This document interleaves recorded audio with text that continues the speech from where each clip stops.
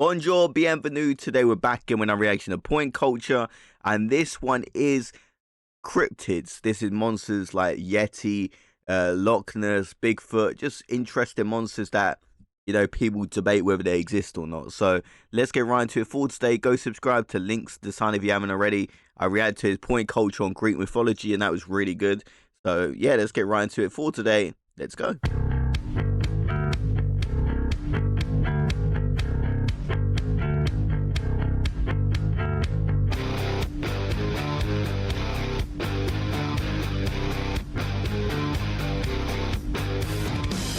Bonsoir à tous et bienvenue dans ce Point Culture. Les scientifiques connaissent environ 1,7 million d'êtres vivants, animaux et végétaux. Il en existe à peu près 10 millions selon leurs estimations. Traduction, même les savants ignorent plus de 80% des espèces qui nous entourent. Voilà, ça c'est pour le vertige de début de vidéo, parce qu'aujourd'hui, on va parler de cryptozoologie, l'étude des créatures dont l'existence n'est pas prouvée scientifiquement. Quoi ça veut dire? Eh bien vous voyez, d'un côté il y a les faits, les études, le concret, le solide. D'un autre côté il y a la fiction, les films, les histoires limites. Okay, this should be quite interesting because I'm excited to see what he says about the Yeti and Bigfoot. I find those the most interesting. Loch Ness is quite interesting, but I don't find it as interesting as the other two I mentioned. Et entre les deux, il y a des questions sans réponse. En termes de créatures, à gauche nous avons les éléphants, les chiens, les baleines, les hippopotames, Justin Bieber. Et à droite, nous avons les griffons, les chimères, les Ewoks, les Dédras et les Grondules. Et entre les deux, nous avons les cryptides, des espèces dont on ne peut parler qu'au conditionnel.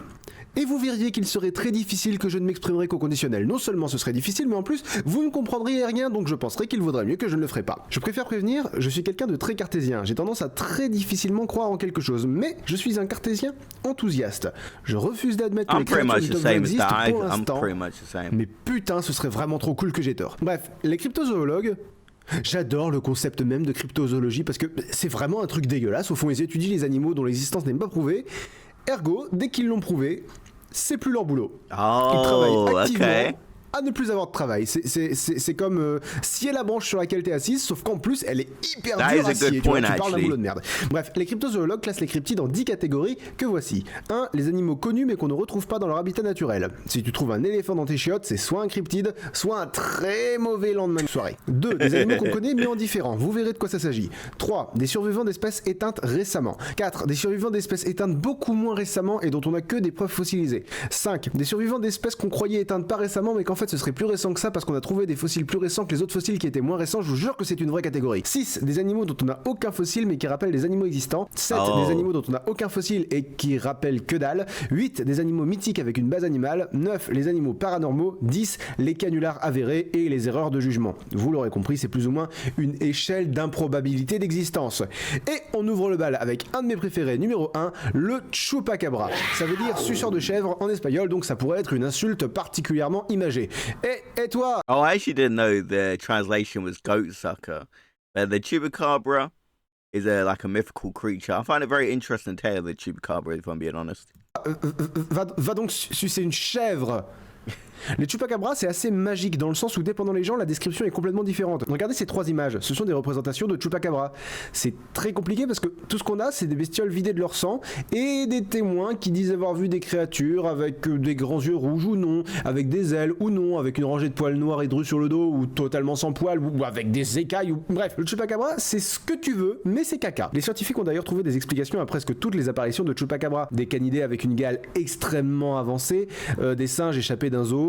Le chupacabra, c'est un peu la Rolls des cryptides. Un animal est mort et son cadavre a l'air bizarre. Cherchez pas, c'est le chupacabra. Oh, so it's just like explanation that anything weird that happens to an animal, envahi par les reptiliens. Les Argoniens dans Elder Scrolls, les Siluriens dans Doctor Who, les Cardassiens dans Star Trek, les Troglodytes dans Donjons et Dragons, reptiles dans Mortal Kombat, il y en a dans Hellboy, chez Lovecraft et évidemment pour les théoriciens du complot, dans notre monde. Et oui, d'après eux, des créatures reptiliennes humanoïdes œuvreraient dans l'ombre dans leur intérêt au détriment de la race humaine. J'adore les théories du complot, c'est très amusant. Il s'agit d'un genre de jeu où il faut absolument trouver ce que tu cherches. On paraît que je vous prouve que... And now that he pointed it out, there are a lot of reptilians in games. Vos youtubeurs préférés sont tous des Illuminati. C'est très simple, hein, le symbole Illuminati par excellence, c'est un œil dans un triangle. Mais la plupart des théoriciens se contentent... Oh look, we have Joueur du Grenier there. I'm not sure about the other YouTubers listed here, but I instantly recognize that profile picture on the left.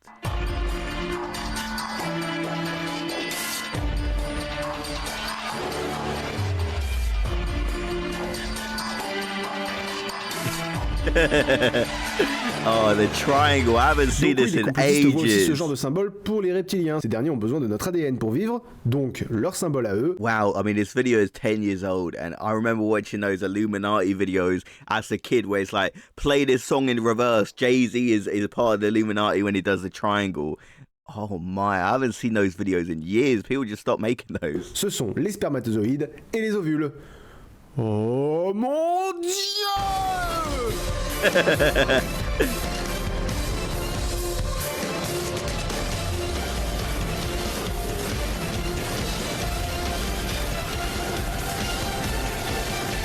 Okay, this part is hilarious. Mais qui suis-je réellement? Numéro 3, je vous ai parlé de 2 cryptides dont j'estimerais la probabilité d'existence proche de 0%. Alors maintenant, je vais vous parler d'une créature dont la probabilité d'existence est de 100%. Elle a existé, mais elle n'existe plus. Du moins, le croit-on. Oh, Mais is ces that what petits we think? cryptozoologues ne sont pas dupes, le mégalodon n'est pas éteint. Ou s'il l'est pas depuis des millions d'années. Par exemple, un bateau, le Rachel Cohen, a été mordu par un animal dont les dents mesuraient 8 cm de large et 20 Okay, I'm not really sure about the megalodon. Isn't it just like a giant shark? I'm pretty sure it exists. I always thought it did. 21 cm de long. Les dents de grands requins blancs mesurent 7 cm de long. On peut estimer que si elle a la même morphologie qu'un requin blanc, la créature qui a attaqué le Rachel Cohen mesurait dans les 15 mètres de long, la taille estimée du mégalodon. Et c'est là qu'arrive le principal ennemi des cryptozoologues, les connards. Oui, on pourrait croire que l'ennemi des cryptozoologues, c'est plutôt les scientifiques qui les prennent pour des cons et démontent leurs mythes un par un. Mais non, les cryptozoologues collaborent avec les scientifiques. Okay. Ils recherchent la vérité et l'ennemi de la vérité, c'est le mensonge. Et donc évidemment, l'ennemi des cryptozoologues, c'est les connards qui font des canulars pour attirer l'attention sur eux et pour récupérer de l'argent de la crédulité des gens. D'ailleurs, les canulars de connards, moi j'appelle ça des conulars. Certaines personnes ont simulé des attaques de cryptides, et là notamment cette photo qui est passée à la télé et dont on a prouvé qu'elle était truquée. Mais d'autres images sont indéniablement véridiques. Regardez, la preuve ultime que les mégalodons n'ont pas disparu. Cette photo n'a pas été retouchée et date de décembre 2013. Troublant. Hein. With AI, this is going to get 1000 times times worse. worse. Très difficilement crédible, nous allons parler d'une créature qui pourrait très bien exister, les mégacondas. Vous connaissez les anacondas, les boas et les pythons, c'est des serpents, des gros serpents. Ouais. Les anacondas ne sont pas les plus longs serpents, mais ce sont les plus lourds. I haven't heard of this one, but I mean, a giant snake is pretty self-explanatory, right? Bon, les plus massifs. Et les anacondas, comme les boas et les pythons, c'est comme les oreilles humaines, ça grandit toute la vie. Les femelles sont plus grosses que les mâles et en moyenne elles atteignent généralement des tailles de 8 à 9 8 mètres. to 9 Mais meters. imaginons une anaconda plus vieille, beaucoup plus vieille. Certains affirment avoir vu des traces d'anaconda de plus de 15 mètres. 50 meters, Des no way. mégacondas, qui se nourriraient par exemple de taureaux. Genre comme ça. Bref, tomber sur un mégaconda ne me surprendrait pas. Enfin, en pleine jungle. Parce que dans mon salon, ça me surprendrait déjà un peu plus. Bref, ce qui me surprendrait vraiment, en revanche, numéro 5, c'est de tomber sur un dobarchu. Vous trouvez le nom improbable? Attendez la description. Ce sont des loutres tueuses géantes. Alors, soyons clairs, les loutres sont, avec le panda roux et les chatons, le truc qu'on imagine le moins avec l'adjectif tueur derrière. Parce que ça. Mais les Irlandais ont trouvé le moyen de créer un cryptide menaçant à base de loutre, même si clairement ça fait des années qu'on n'en a pas vu. En fait, la dernière personne dont on dit qu'elle a été tuée par un dobarchu remonte au XVIIe siècle. Oui, ben normal, hein, personne ne peut imaginer qu'une loutre puisse tuer qui que ce soit. Je veux dire, c'est comme imaginer un moustique faire un gâteau. Voilà, il y a un ordre des choses. Les gâteaux c'est bien, les moustiques c'est mal. On m'a fait reconnaître une fois que j'allais trop loin dans mes analogies, vous savez, tout ce qui est métaphore.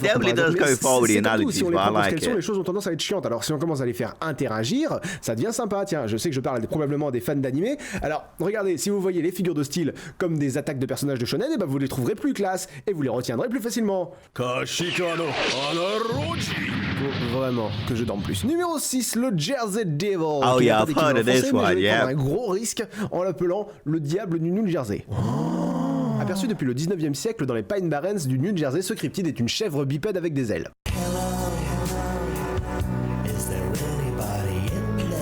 Ce qui est génial avec cette bestiole, c'est qu'il est plus ou moins admis qu'elle n'existe pas, mais qu'il existe un groupe de recherche pour la trouver.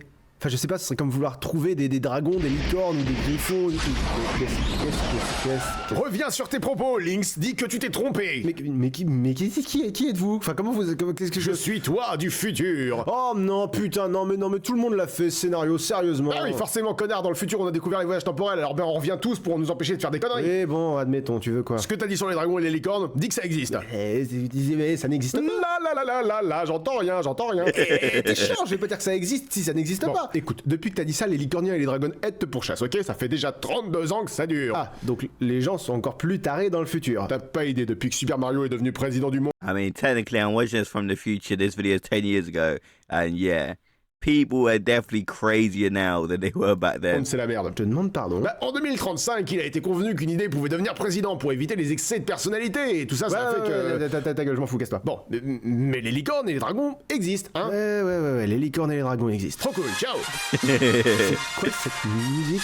Non, c'est rien, c'est ma sordine frontale. Oh, Oui, wow. Oui. Non, maman. Non, oui, je reviens. Non, j'ai pas emprunté la machine à laver pour retourner dans le passé. Mais puisque Bien, je te dis... ce fut That intéressant. was Numéro interesting, 7, yeah. s'il existe des bestioles qu'on connaît pas, vous savez où il est très probable qu'elles se cachent? Dans ton cul. Non, sérieusement, dans les fonds marins. On ne sait rien de ce qui se passe là-dedans et les légendes scandinaves remontant au Moyen-Âge font état de cette créature dont vous avez forcément entendu parler. Le Kraken. Oh, the Les Kraken, calamars one of my géants favorites. existent. C'est un fait, c'est indéniable. Ils sont la preuve vivante que des créatures autrefois mythiques sont passées dans le monde réel. Le Kraken ou le Hafgufa, un autre monstre marin médiéval nordique qui se faisait passer pour une île à la surface, toutes ces créatures ont probablement été inspirées par des calamars géants. Et les plus gros mesurent dans les 18 mètres. Alors oui, je vous laisse imaginer les gentils petits Suédois médiévaux qui voient débarquer cette bestiole. Oh mon dieu, Yeah, cette imagine créature that. est énorme. D'ailleurs, heureusement que les attaques de Kraken sont souvent représentées par les tentacules. Non, parce que... Oh mon dieu, cette Oh. créature est une bite.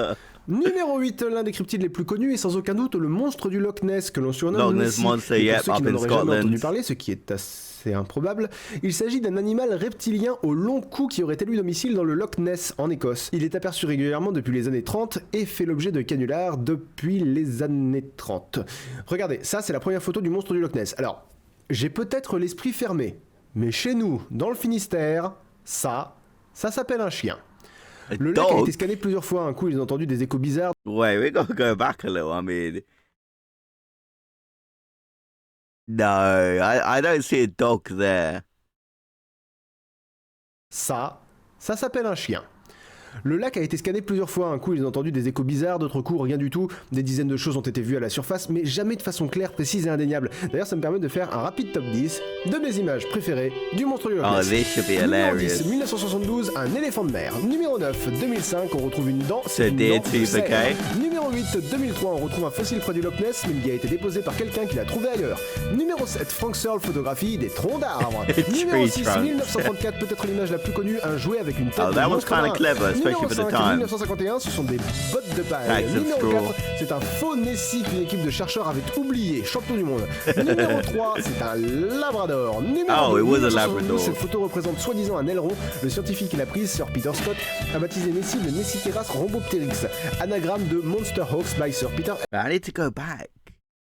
Honestly, I don't see a Labrador, but he said it is a Labrador. Really, I wouldn't say it's Loch Ness Monster, but I really don't see a dog there. Maybe I'm just blind. Labrador. Numéro 2, 1972, cette photo représente soi-disant un aileron. Le scientifique qui l'a prise, Sir Peter Scott, a baptisé Nessie le Nessiteras rhombopteryx, anagramme de Monster Hawks by Sir Peter Oh, S. Et enfin, numéro he's trying 1, to trick everybody. 1977, cette photo est tellement un fake qu'elle n'a jamais été démentie scientifiquement parce que personne ne peut y croire.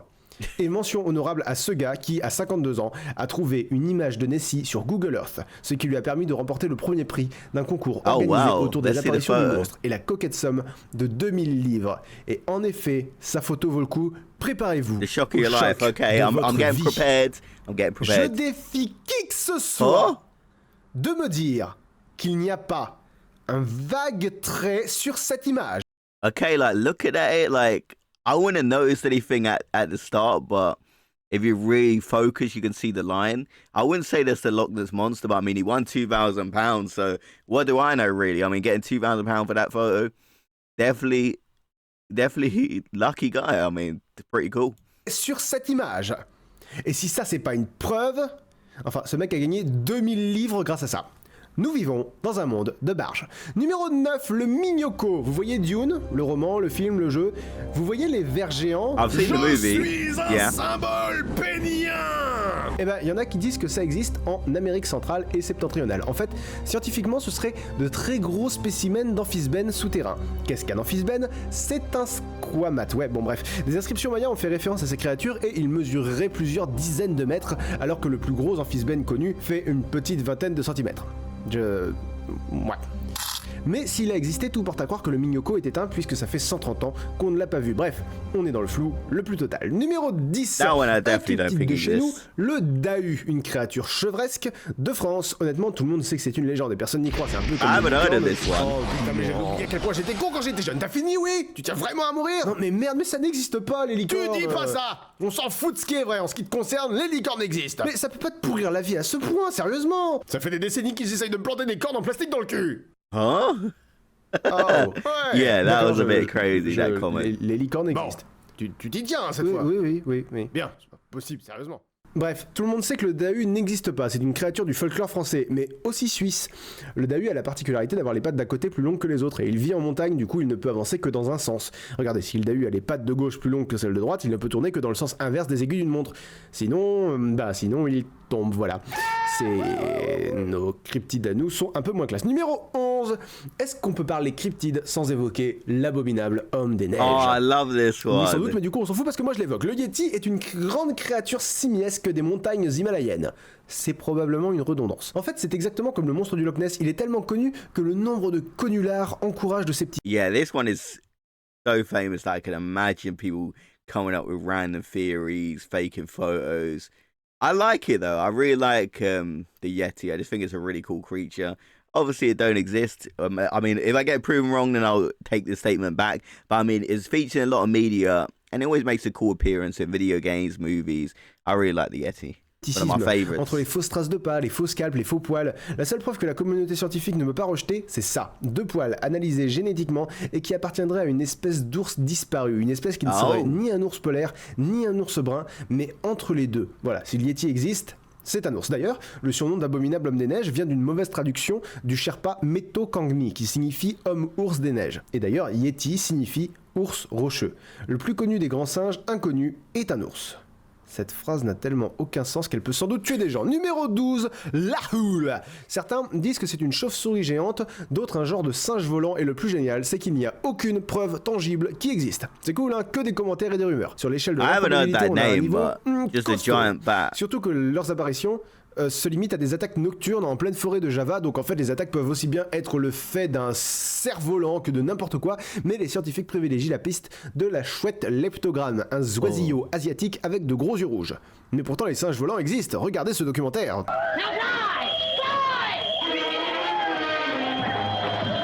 Oh, the old school Wizard of Oz. Le Wendigo. Personnellement, j'ai connu le Wendigo dans les comics. En effet, première apparition de Wolverine dans l'univers de Marvel, ça se passe dans le 181e numéro de The Incredible Hulk, et regardez qui est là.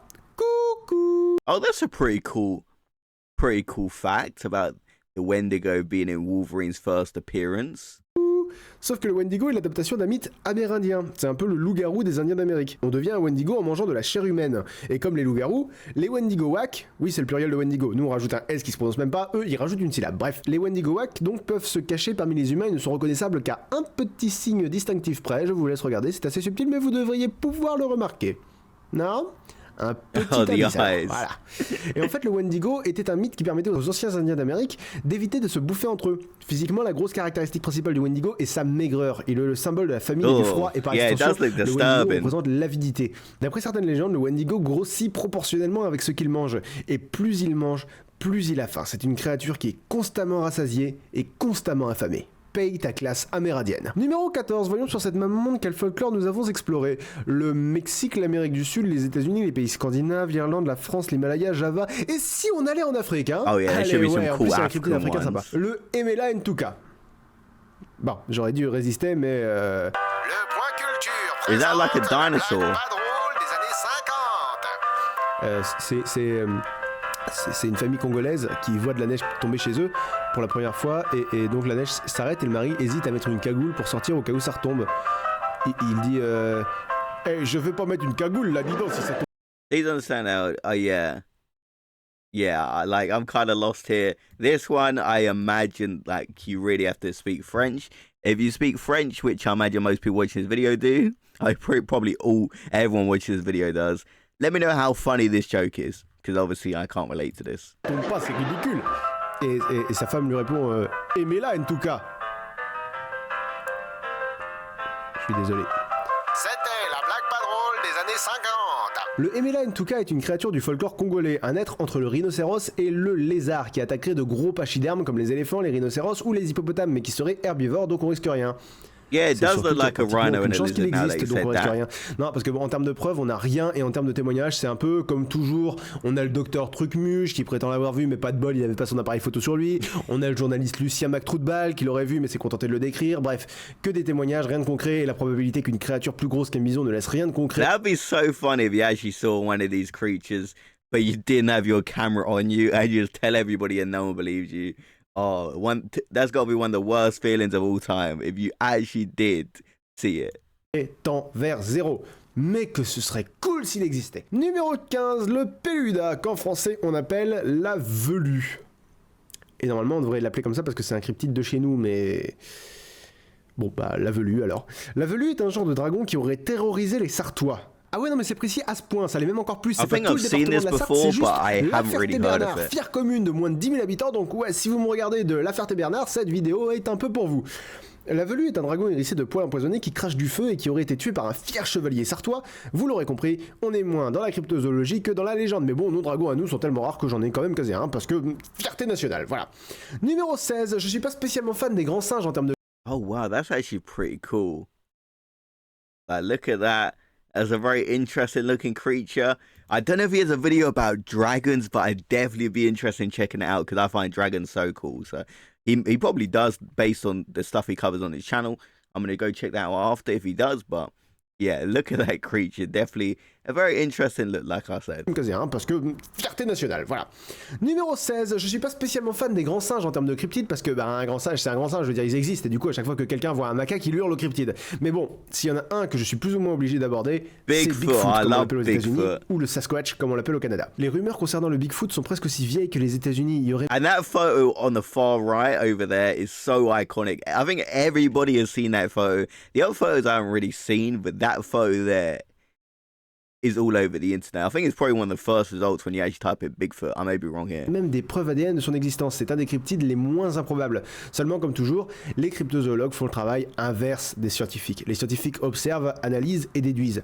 Les cryptozoologues, eux, ont déjà leur réponse. C'est d'ailleurs comme ça que fonctionnent tous les mythes. Si c'est inexpliqué, jusqu'à preuve du contraire, c'est surnaturel. Tu trouves des poils dans l'écorce d'un arbre dans les rocheuses, jusqu'à preuve du contraire, c'est un Sasquatch.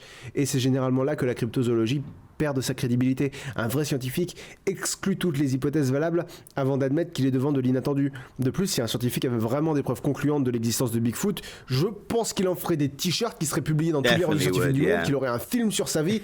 Pourquoi rester discret quand on fait une découverte aussi énorme, sinon parce qu'on sait qu'on n'a rien découvert. Numéro 17, certains cryptides versent complètement dans le surnaturel, et c'est le cas du Black Shock, un chien noir fantôme des îles britanniques. Bon, quand ça commence à chercher dans le surnaturel, on est sur une improbabilité de malade. D'ailleurs, pour certains, Black Shock serait un cheval. Alors pour ceux qui seraient un peu perdus, ça c'est un cheval, ça c'est un chien. Des gens l'auraient vu flotter dans un nuage de fumée dans les cimetières, bref, on est plus dans des considérations de bestioles fantômes que de créatures non répertoriées. Et puis merde, suffit d'avoir un minimum de culture pour savoir que c'est un animagus, non? Enfin je sais pas, sérieux. Oh, so Harry Potter Sirius Black was sort of based on this. I never really put two and two together. Okay. Black ou un autre, je sais pas quoi, mais n'empêche qu'il est très probable que Black Shock est inspiré de Sinistro à J.K. Rowling. Et pour ceux qui comprennent rien de ce que je dis depuis quelques secondes, lisez ça. Wait. Inspired J.K. Oh, for the Sinistro, okay. Le Sinistro à J.K. Rowling. Et pour ceux qui comprennent rien de ce que je dis depuis quelques secondes, lisez ça, c'est bien. That is a good book and a great film. C'est un métier. Numéro 18. Bon, c'est pas un cryptide, mais je l'ai mis là parce qu'il est très drôle. même s'il a un nom de médicament allemand, le Wolpertinger. Bon, je vous entends déjà me What the demander... hell is this? Le Wolpertinger est une petite créature hybride qui attaque les touristes dans les forêts bavaroises. Et c'est génial parce que tu mets ce que tu veux dedans, c'est un peu la pizza des cryptides. Prenez tous les animaux que vous connaissez, mélangez-les, faites que le résultat mesure dans les 20 cm, vous avez un Wolpertinger. Genre imaginons une loutre avec des griffes venimeuses, une queue semblable à celle d'un castor, un bec de canard et des ailes. That's like a character customization animal. Qui vivent en Allemagne et qui bouffent des gens, voilà, là c'est un Wolpertinger. Numéro 19, le Waitoreke, qui est une loutre de Nouvelle-Zélande. Ouais, des fois il n'y a pas grand chose à dire. C'est bon de rappeler que la cryptozoologie c'est pas que des histoires abracadabrantes, elle s'attaque aussi à des créatures qui ne changeraient pas la face du monde si on prouvait leur existence, et le Waitoreke en fait partie. Il respecte toutes les caractéristiques du cryptide classique, aucune preuve directe, que des preuves indirectes, des témoignages, des traces de pas inconnus, sauf qu'on va pas en faire toute une histoire. Tu vois, les cryptides c'est comme les animaux, il y a ceux qui font peur, et puis il y a ceux que c'est difficile de les Yeah, this one just looks like a normal animal. rendre passionnants.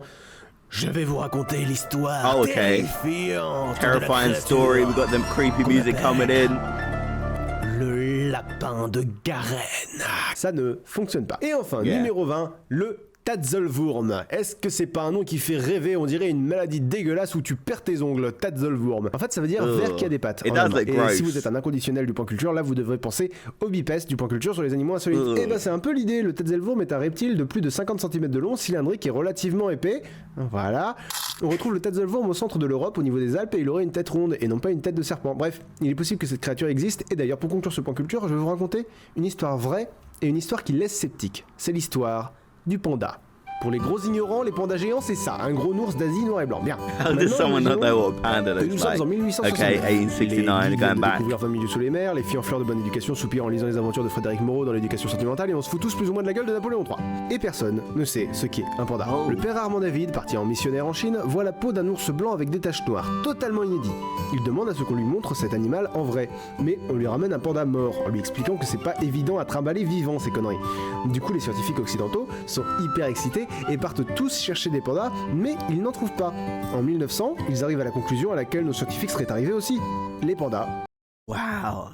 When you look back at history, the fact that people thought pandas didn't exist is sort of crazy. But when you think about it, it was hard to find. There was no photo evidence. He saw a dead one. He thought they was extinct. Yeah, I could definitely see that happening. But now, obviously, you can go to like local zoo and see one. Sont éteints. On ne parviendra à en trouver vivants qu'en 1929. Ça veut dire que de 1869 à 1929, pendant 60 ans, des scientifiques entraînés et équipés n'ont pas trouvé un animal de la taille d'un ours dont ils savaient avec certitude non seulement qu'il existait, mais en plus où il vivait. Alors je suis naturellement sceptique, mais cette anecdote me fait relativiser. Si les pandas nous ont échappé pendant 60 ans alors qu'on savait qu'ils existaient, imaginez ce qui nous échappe si on ne fait que croire qu'ils existent. À méditer. What a way to end the video. Is it just me or was that like the perfect ending?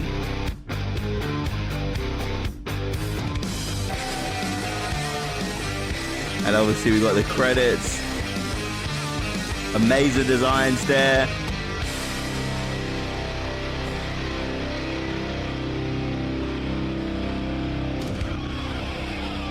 Yeah, point culture.